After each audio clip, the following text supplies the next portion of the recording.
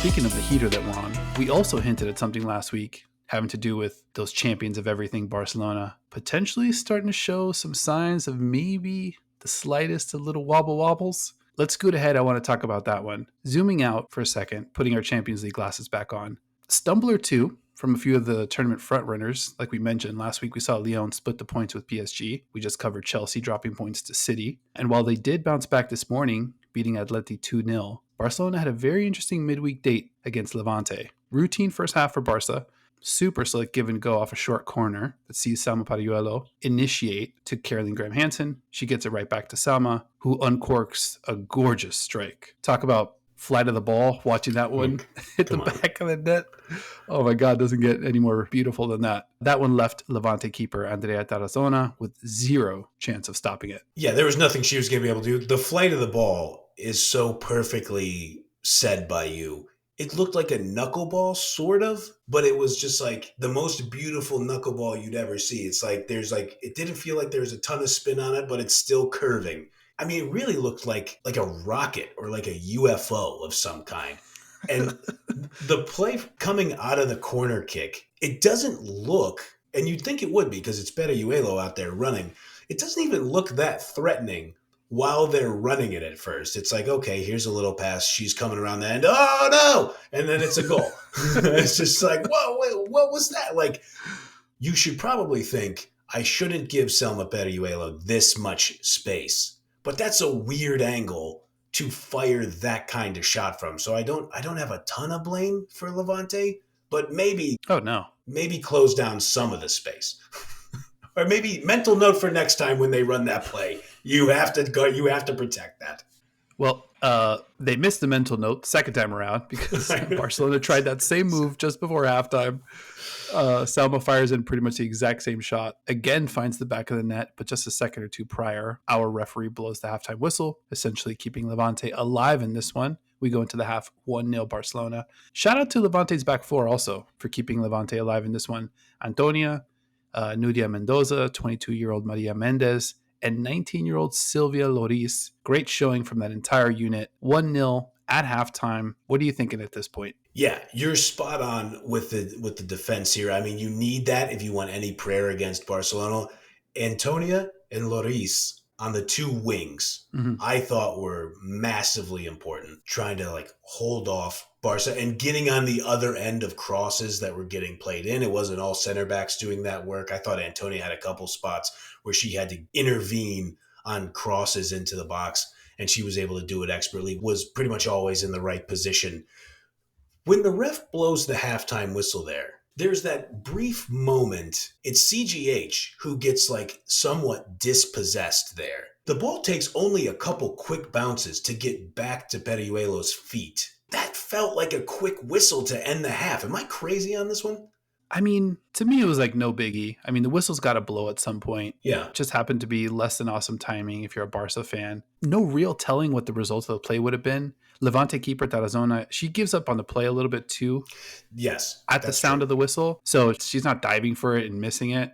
Who knows what would have happened? Maybe she scores, maybe she doesn't. It was just a weird play. It's just something that we don't see too often. But ultimately, I mean, I think we just kind of move on, scoot right into halftime. I'm with you. Okay, that makes sense. Sometimes you just got to chalk it up. Now, we have not seen in European football, there is no level of refereeing weirdness like our country, the NWSL. We apparently take great pride in extremely bizarre refereeing decisions. So we got that market cornered. But yeah, I thought that was a little bit of a weird one, but I'm with you. It didn't feel like anything to be too outraged over it. It's never a good feeling, whether it's an offside call or whatever, to watch the ball go in the net and be like, nah, you don't get it. Doesn't count. And everyone's like, what the fuck is that? Yeah, I mean, as far as the first half, I thought Levante was pretty clear. They knew they needed to be physical.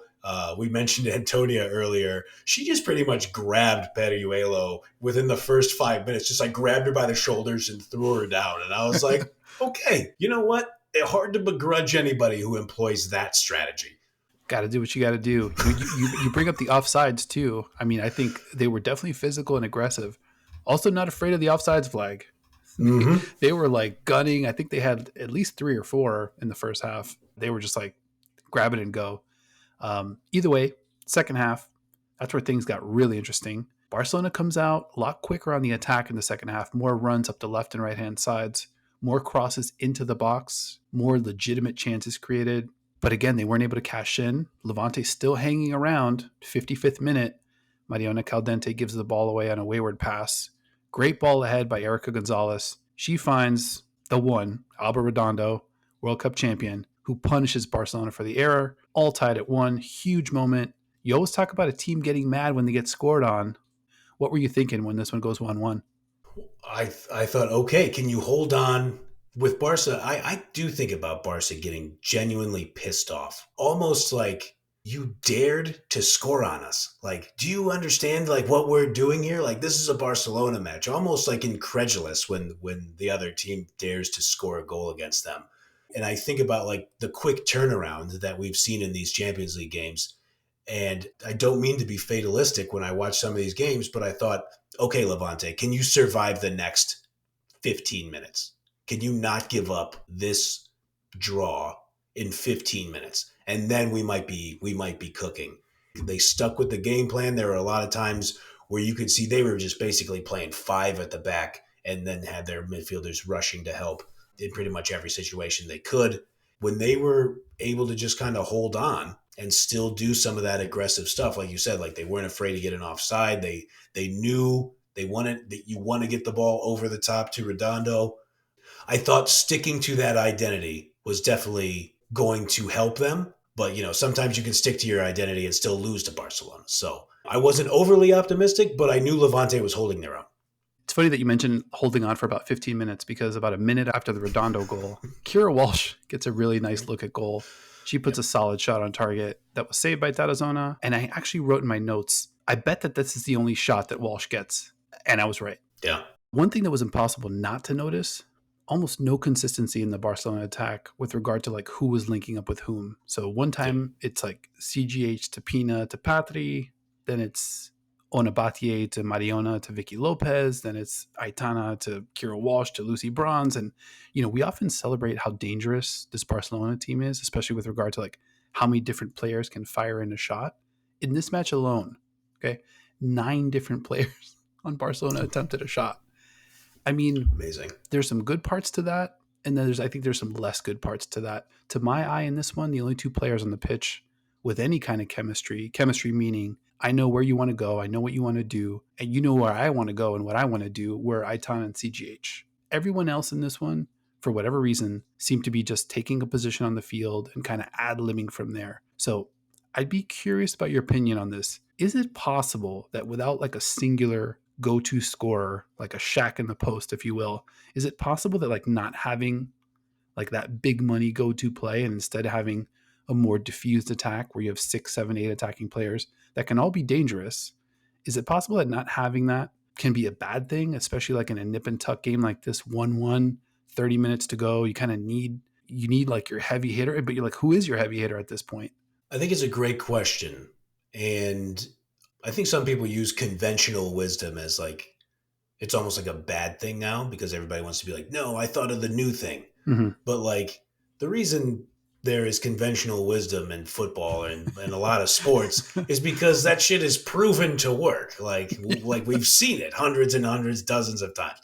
And I think that's usually seen in the context that you're talking about. It's usually seen through the scope of like a true number 9. Mm-hmm. This is the player up top. And the game plan at the end of the day, when we are in the attacking third, is put the ball at this person's feet because they are the best person on the team, hands down, at scoring the goal. Mm-hmm. There are some exceptions to the rule. Like always, you see some teams like Liverpool, Mohamed Salah on the men's side, like he's a great scoring winger. Like you can sub it a little bit, but ultimately the question is, do we have a number 9 who can score reliably, consistently, who can beat defenders, beat the keeper?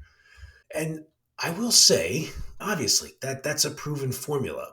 My brain cannot get over this, is if having one player who creates gravity and demands attention from defenders, if having one is great, having 3 has to have some advantages in itself.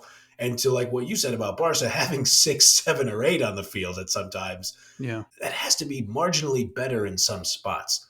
But the point you made which is, I think, the core of this, is when you do have that spread of talent, and maybe it's not everybody thinking like, well, Selma's got to get the ball here. Because, like, Mariona Caldente probably doesn't think anybody in times should have the ball other than her, and for good reason. And so the key to that, though, is when you have that many great players, the link-up play has to be intuitive and it has to be cohesive. So the point you Right. made about some of those passes, and CGH and Bon Mati, they're on their shit. It's not surprising that those two are playing completely cohesive football.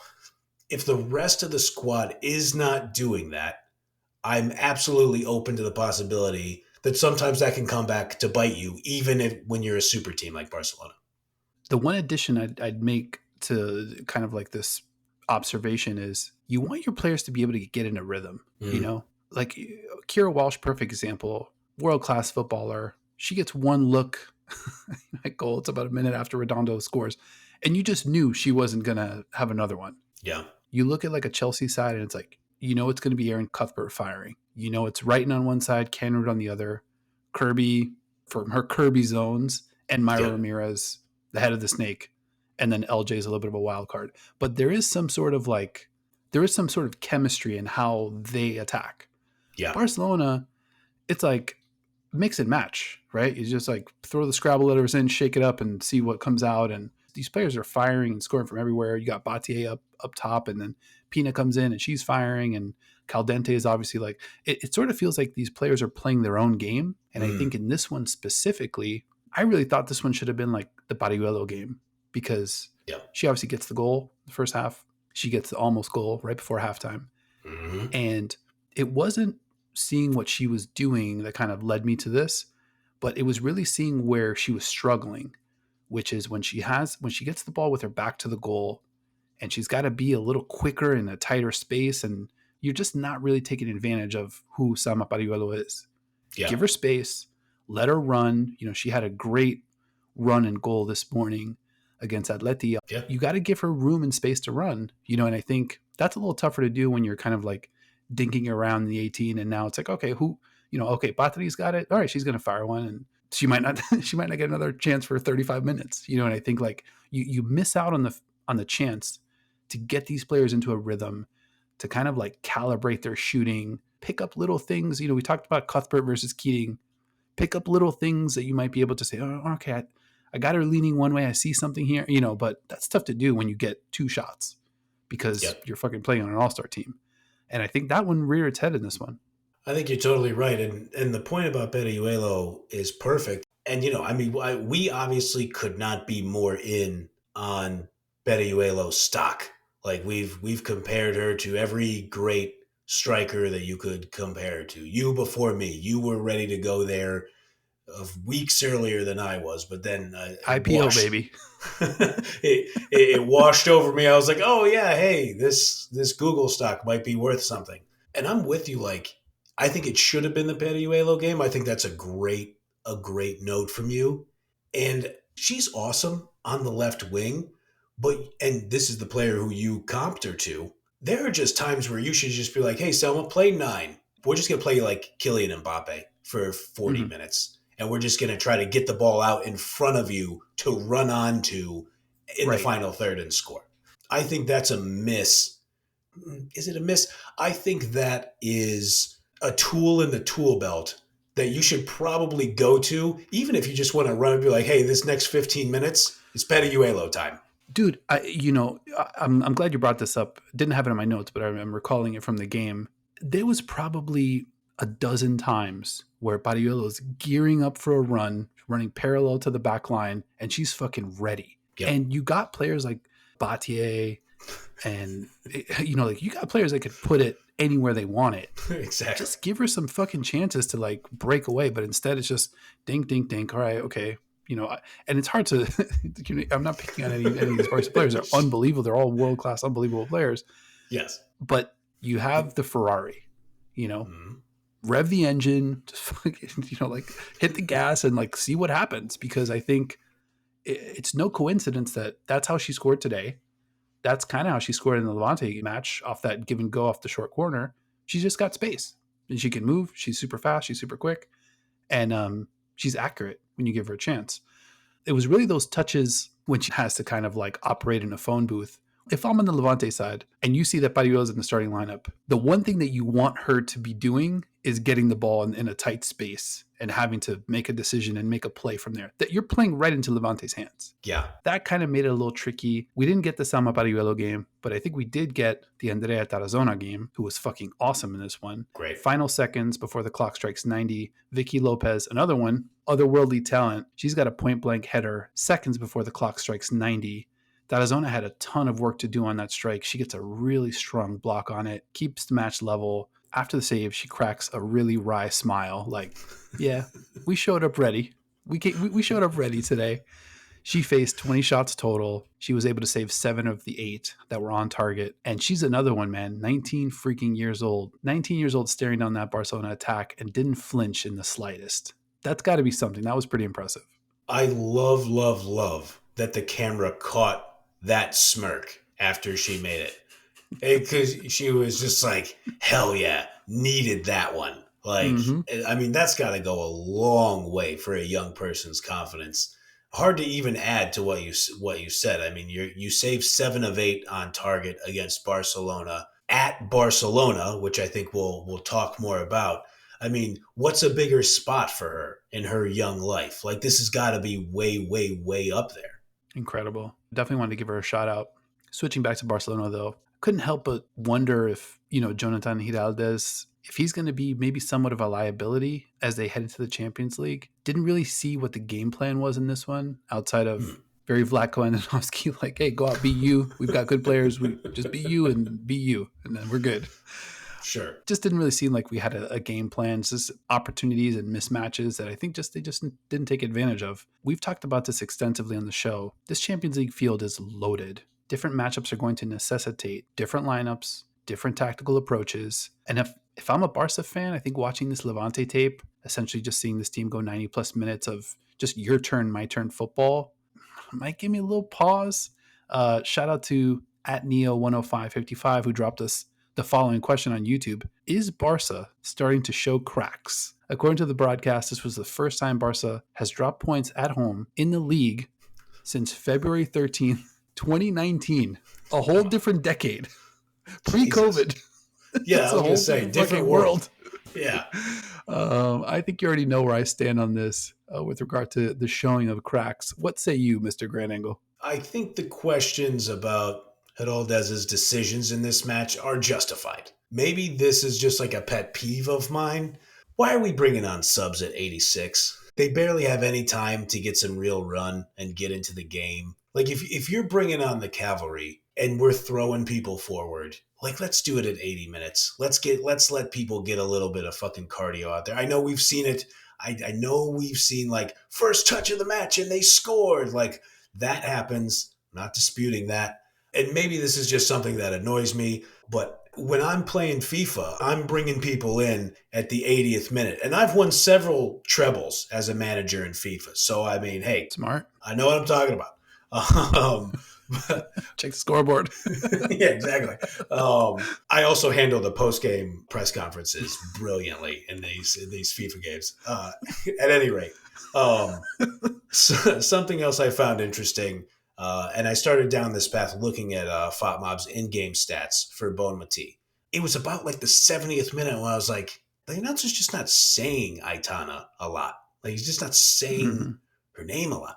And so looking at some of the FotMob in-game stats, that led me to our other pals, FB Ref, to look at some of their per 90 stats. So in Liga F this season, Bonmati averages 8.4 touches in the opponent's penalty area per 90 minutes played. Against Levante, she had 3.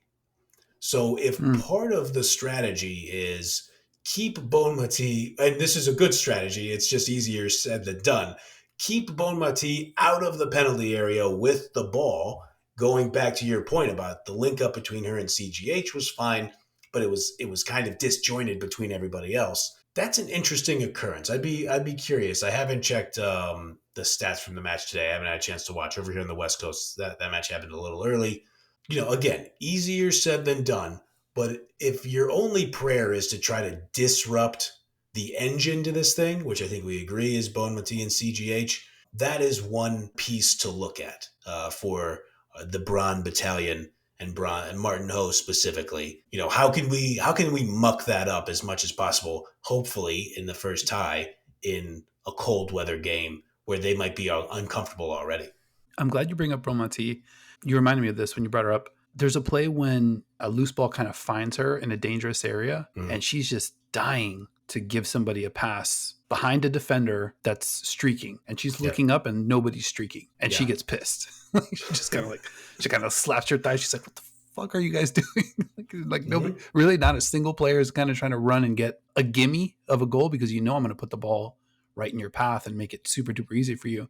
Which also kind of leads to the point of a lot of kind of standing around, making it easy on Levante, trying to just get a ball, one touch here, two touch here, and fire from like right on the edge of the box and, highlight type goal shit. But sometimes you just need to like do the fundamental stuff, make the runs, give your distributor a chance to distribute and take what's there, right? And I think like it was just a real uneven match from Barcelona.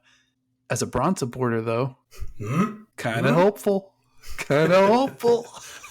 Let me they say, better be ready. Barcelona needs to be ready. They're coming to Bergen. They got to face off against the entire battalion. And please, for the viewers of this program, I think I've seen that term, Brann Battalion. I didn't make this up. I feel like I've seen it. I felt like I've done enough Google Translate. Tell me if I'm wrong on that, but I feel like you guys call yourselves the Brann Battalion. So Barcelona has to deal with that. To answer your question directly, do I think we're starting to see some cracks in Barcelona? Or maybe let me put it right. To put a friend of the show at Neo10555 to answer their question more directly. Do I think I'm starting to see some cracks in Barcelona? What's like smaller than a crack? Is it a crevice? Is it a sliver? Because I'm open to either one of those. They still have so many great players to be considered like really, really vulnerable. But I absolutely concede that the passing against Levante, I think you nailed this, was a little meandering. It was a little ticky-tack, like, blah, blah, blah, we're going back. I think you used the term before, like kind of meaningless possession, talking about the Chelsea match. I thought there was some of that. I don't think Barcelona looked nearly as clinical as we've seen them look, especially in the weeks preceding the Benfica draw. So is it a crack? I don't know. It depends on how big of a crack we want to talk about here. But it's not nothing. And it could be something. How's that for analysis? I love it. Yeah, I'm right there with you. It could be something. I think there's some danger here, too, for Barcelona. Obviously, we're doing a little storytelling here. But I think having the first one in Bergen. Yes. And Barcelona knowing the reverse is at home, saying, all right, well, we're at home. Doesn't matter what the disparity is. We're going to be able to overcome whatever happens in Bergen. I think that's dangerous. Yeah. Because what Levante showed is I think you can get a little physical with them and you can kind of almost bait them into. I think Levante was happy for them to take those chances from far out. Sure. Being like, all right, hit a 35-footer. Let's see it, and if you do, more power to you. Yep. But if you want to come in here, we're going to make it really difficult. And Pariuelo, we're going to let you hang out in here because we want to take away your legs, right? We don't want you sprinting up the field gazelle style and then just hurting us that way. So I think there's definitely a little bit of complacency danger. Even just a few weeks back, Camp Hope was like, all right, well, Barcelona, is anybody going to be able to challenge them? I think right now with those other teams in the field, I think I can say with certainty they're going to be challenged. Not saying they're not going to win, but they're going to sweat because I think like the parity is. It seems like it's been cranked up these last just few months in the sport where you're just like, oh shit, like all these streaks are getting broken. Chelsea had a super long streak of performing at home. Barcelona's streak was broken. That's less than a month from the Benfica draw. They're just like, oh shit, okay, we got to take note of this because the Benfica draw was still a little bit like, didn't have all of our players, didn't ultimately matter. The seeding was locked in. We're 1, Benfica's 2. Now this is Liga F, right? These. Not saying that anybody's going to catch them, but at what point do we say, all right, now these results, I mean, even this morning against Atleti, like 2-0, one of them was a super late Vicky Lopez goal. Yep. So I mean, this game is in the balance all the way through. It's not the 7-8, 9-0 matches that we're used to seeing the last couple of years. We're just like, okay, foregone conclusion. What's the spread? Are they going to cover 5.5? Are they going to cover 6.5? I think now it's getting a little bit more real, and we're also hitting the stretch run domestically, right? Mm-hmm. So now stamina comes into play, injuries come into play. Going to be very, very interesting to watch.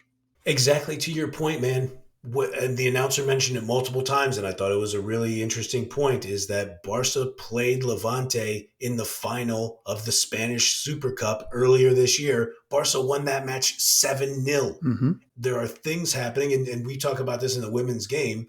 The wheels of parity have kind of been turning slowly over these past few years. They're starting to really speed up. Mm-hmm. And you know me, I love an overreaction, or I love hyperbole, but it's going to happen. So like we know it's going to happen eventually. There's too much great footballing talent around the world in general, and especially in Spain. We know it's going to happen. It's like, but can we figure out like, oh, okay, this one is actually a sign that the parity is starting to come into play, or at least more parity than there was. Because, you know, I mean, people talk about like parity in the Premier League. The same 4 teams are in it every fucking year, right? But like, there's just a proliferation of great coaching, great players going around. Could this be one of those signs when you stack it on top of the Benfica draw, and now, you know, it's a 2-0 win over Atleti? We've talked about a lot of matches played, a lot of minutes played. The legs are tired. I think it all adds up to what could just be an incredible final few matches in the Women's Champions League. And we're going to be right here to break it all down. Damn right. That's a professional broadcaster move there by you. Let's go. So all in all, incredible weekend of football. I want to give a quick shout out to my Arsenal, who handled that other team from Manchester this weekend 3-1 in front of a record crowd for the WSL. How about 60,160 gooners in the building to cheer on my squad? Come on, man. Fucking love to see that. It's not just these other teams and other leagues that are stepping up. How about the fans? Hell yeah. You know, the whole fucking community stepping up. I mean, just a really, really exciting time. Outside of that, like we mentioned, we're hitting the stretch run in these domestic leagues, which means we're going to see exactly how much energy, how much gas is left in the tanks of these clubs. Should be a thrilling final couple months of domestic and Champions League action. And again, we're going to be right here to break it all down. With that said, anything else you want to hit before we get out of here? Let's plant the seed now. You talked about we've been getting some stuff right lately. You know, obviously nothing could possibly stand in our way from that trend continuing. I expect us to continue getting these things right. Okay, you have this shocking, you know, I think shocking is an all right word to use, because considering Barcelona hasn't not won a match at home pre-COVID. I'll call that shocking. And now Chelsea's in a fucking title race. So now you have to expend more energy. If Barcelona has to expend more energy in Liga F, if Chelsea has to expend more energy in the WSL, how's that going to play into these Champions League results? I think that's going to be something to watch. So let's plant the seed now. Is the parity starting to catch up at maybe the worst possible time for the juggernauts? And you know, we talked about PSG Lyon at length last week. Could for the juggernauts be like, man, this is really now when everybody has to start stepping it up around us, like the most critical part of the European calendar? Let's keep that in our minds as we continue to watch these results play out. Absolutely. Big question is, what does this mean for Brann? Exactly. I mean, that's what we're doing here. How wide open is the door for? I mean, let's get down to it. No, I think we're gonna have a few weeks to kind of chop that up.